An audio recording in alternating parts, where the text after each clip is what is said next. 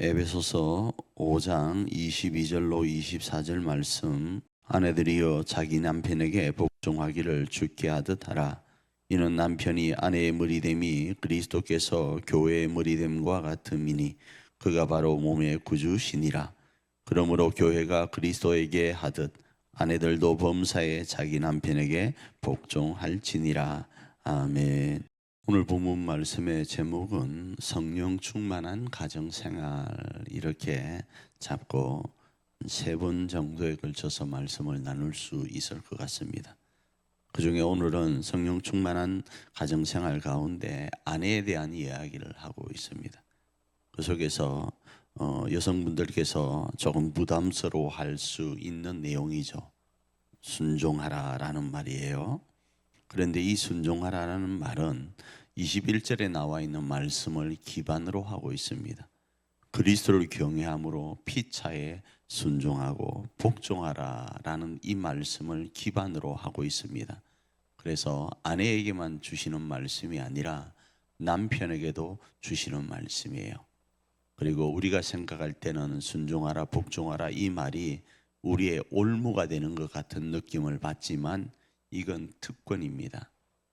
왜 그런가 하면 그 당시 사회는요, 여성을 경시하는 문화들이 있었습니다.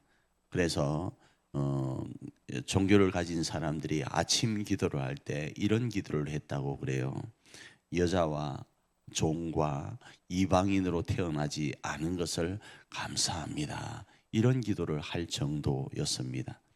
그런데 오늘 본문은 그런 사회 환경 가운데서 엄청난 도전을 던지는 말씀, 피차에 복종하라라는 거예요.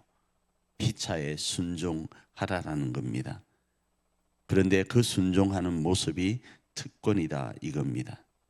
그리고 그 부분을 그리스도와 연결시킵니다. 그리스도가 교회를 위하여 어떻게 했고 교회가 그리스도를 위하여 어떻게 하는지를 기반으로 해서 아내는 남편에게 순종과 복종을 하고 이런 말씀을 하고 있다 이겁니다.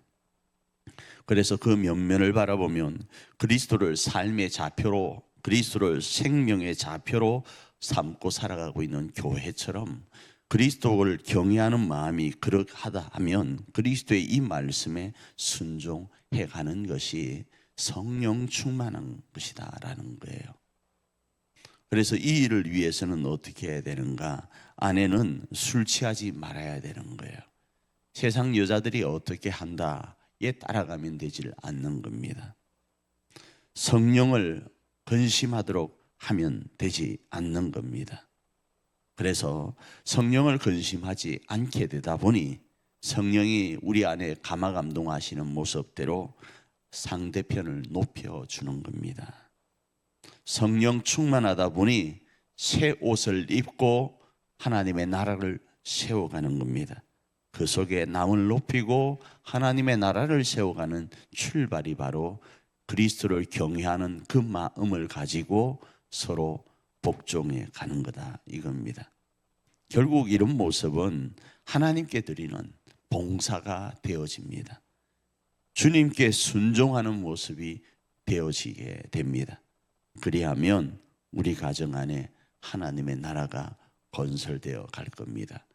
복종과 순종이 우리에게 주신 특권이라는 사실, 하나님이 우리에게 맡기신 사명이라는 사실, 이 모습이 주께 드리는 봉사이고 성령 충만한 모습이라는 사실을 기억하면, 그리고 순종해 가면 이 모습이 우리 교회를 살리는 능력이 될 것입니다.